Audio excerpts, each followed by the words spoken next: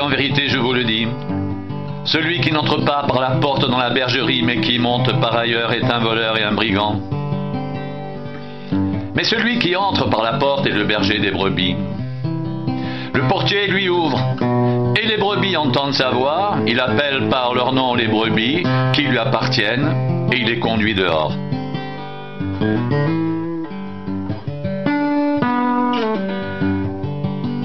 Lorsqu'il a fait sortir toutes ses propres brebis, il marche devant elles, et les brebis le suivent parce qu'elles connaissent sa voix. Elles ne suivront point un étranger, mais elles fuiront loin de lui, parce qu'elles ne connaissent pas la voix des étrangers.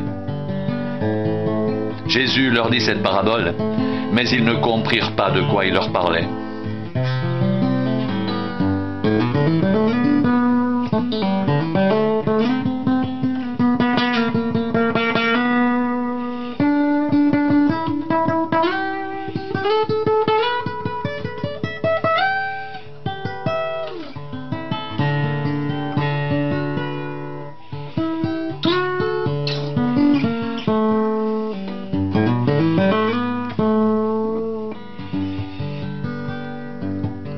Jésus leur dit encore, en vérité, je vous le dis, je suis la porte des brebis.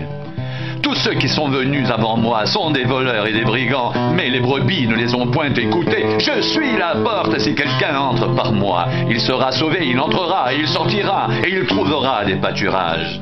Le voleur ne vient que pour dérober, égorger et détruire.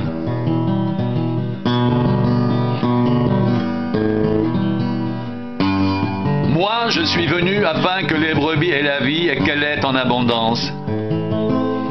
Je suis le bon berger donne sa vie pour ses brebis. Mais le mercenaire, qui n'est pas le berger, et à qui n'appartiennent pas les brebis, voit venir le loup, abandonne les brebis, et prend la fuite. Et le loup les ravit et les disperse.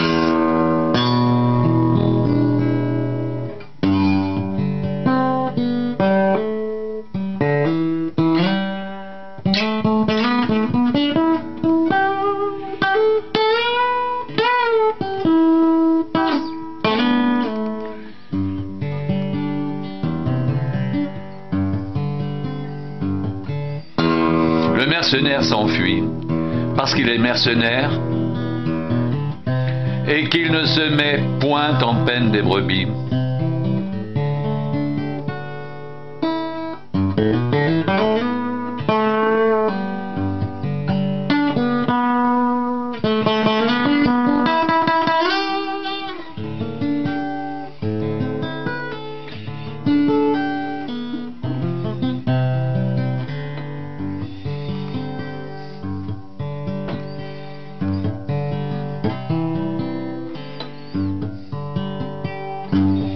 Je suis le bon berger. Je connais mes brebis. Et elles me connaissent. Comme le Père me connaît, comme je connais le Père. Et je donne ma vie pour mes brebis.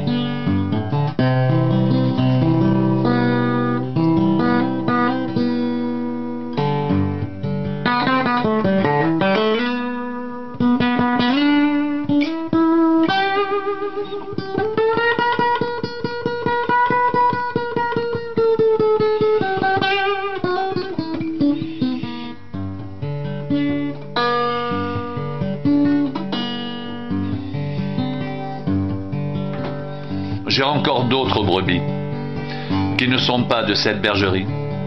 Celles-là, il faut aussi que je les amène. Elles entendront ma voix, il y aura un seul troupeau, un seul berger.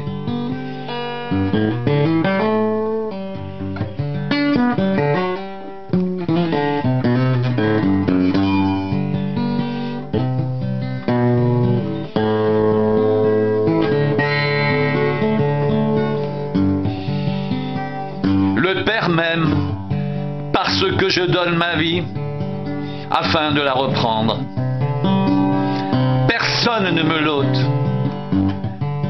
mais je la donne de moi-même. J'ai le pouvoir de la donner et j'ai le pouvoir de la reprendre.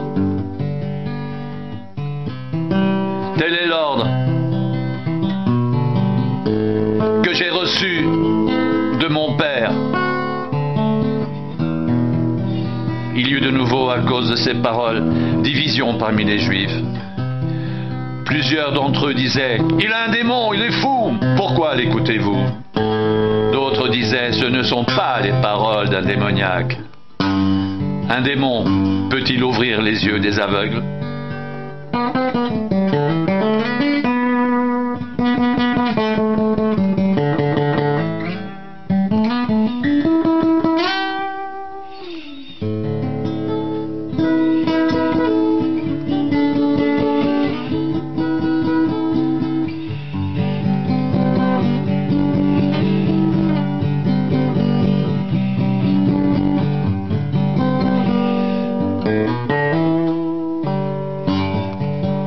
On célébrait à Jérusalem la fête de la dédicace.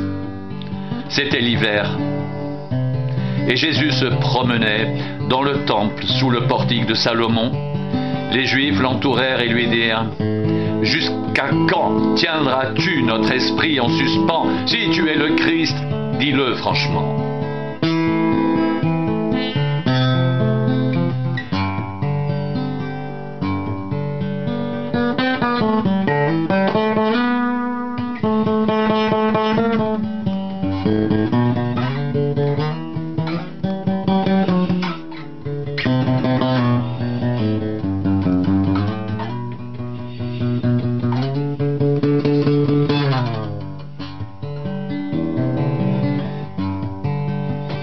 Jésus leur répondit, « Je vous l'ai dit, et vous ne croyez pas.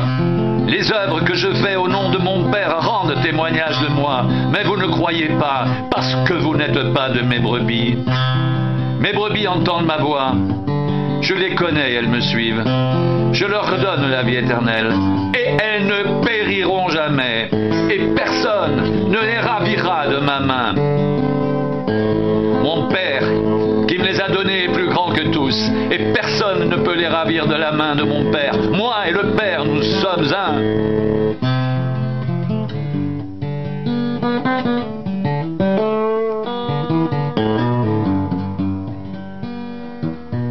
Alors les Juifs prirent de nouveau des pierres pour le lapider.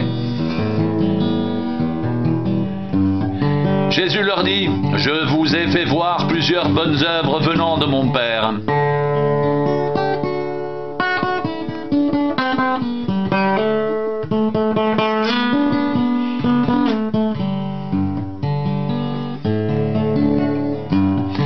Pour laquelle me lapidez-vous?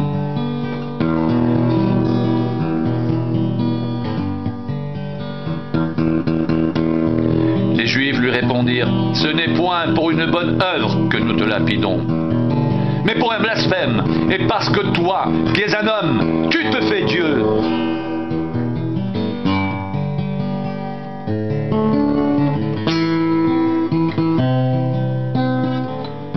Jésus leur répondit, « N'est-il pas écrit dans votre loi ?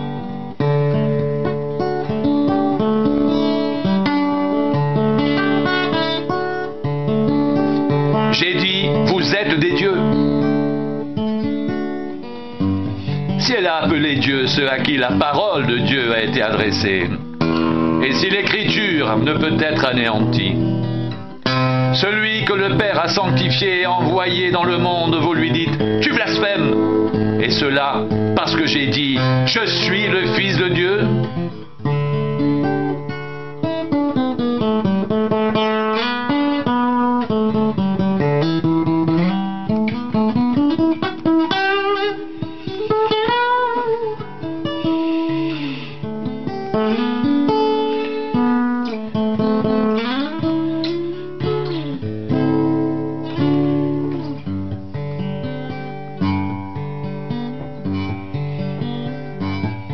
Si je ne fais pas les œuvres de mon Père, ne me croyez pas.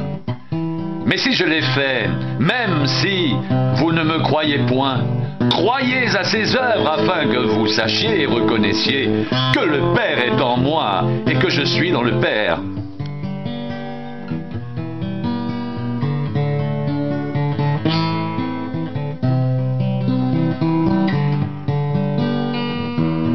Là-dessus, ils cherchèrent encore à le saisir. mais il s'échappa de leurs mains.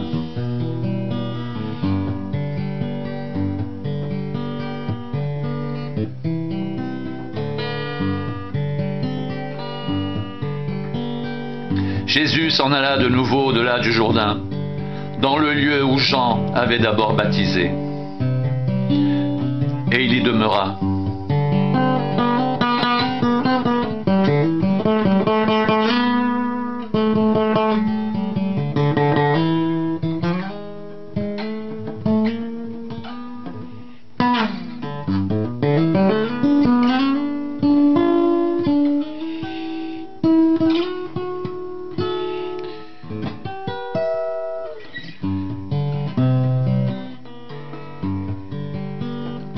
Beaucoup de gens vinrent à lui et ils disaient: